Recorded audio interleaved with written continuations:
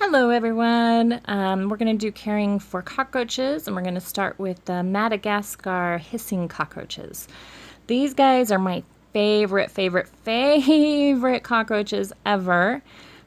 See if I can pick up one of these females. You have to be so careful picking them up because the females actually carry their young inside their bodies. So they will actually give birth to live young, and if you hurt them, you can hurt their babies. So, but these guys are, well, they'll carry the eggs, and then the eggs hatch inside their body.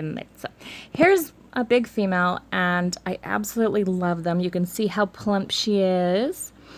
These guys are like gentle giants. Really sweet cockroaches. I think they actually make really good pets. Probably even more so than like a hamster, which is going to bite you. These guys will not. They are just very gentle, very large, handleable. Unlike some small creatures, these guys are just really cute. I like them. Look at that face. How can you not love that face, right? And they're huge, and they're just slow and sweet, and they really aren't stinky either. They are really easy to care for, and so we're going to actually show how to care for them today. I'm cleaning out cages, so it's a good day to kind of go over this. First we'll put her back. This is actually a female. You can see just by how plump she is and that she doesn't have any horns. The little boy is over here on the side.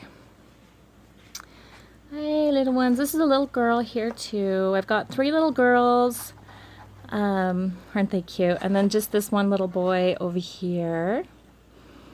And I'm not really breeding them, so it's not really, but that's just kind of how I bought them. So if I'm going to kind of ignore them, so I'm going to put them to bed really quick by giving them a little bit of a little blankie. They'll make them sleep.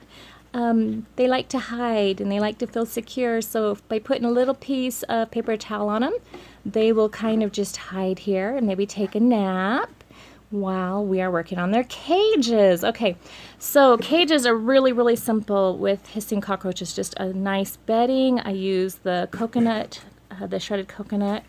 You can get it at any pet store. Super easy to find. Get it wet, peel off as much as you need. Put it in the bottom. You want to kind of replace this probably more frequently with these hissing roaches. And then I use a little bit of an apple or a potato to kind of give moisture. It offers them water, food. I usually prefer apples, but I'm out right now. So here is the finished cage. Super easy.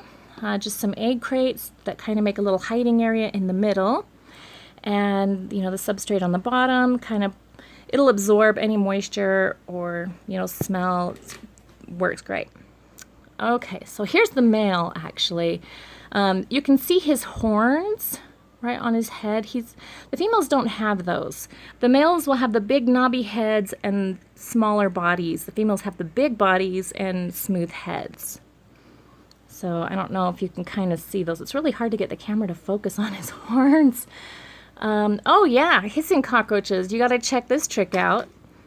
Look at that. They can walk on walls. So if you're gonna have hissing cockroaches, you've really got to be able to keep them in, use a cage with a tight lid and small holes they can't crawl out of.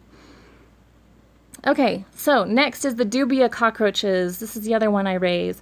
These are the ones you're gonna find at the pet shops for feeders, because they breed so easily and they are such better feeders than your cockroach or your crickets and other critters.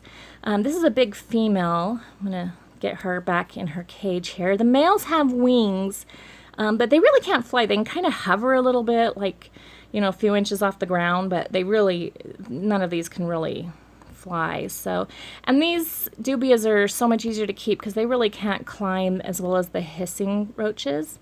See, this little one, this is more like your feeder size. Small, more soft body.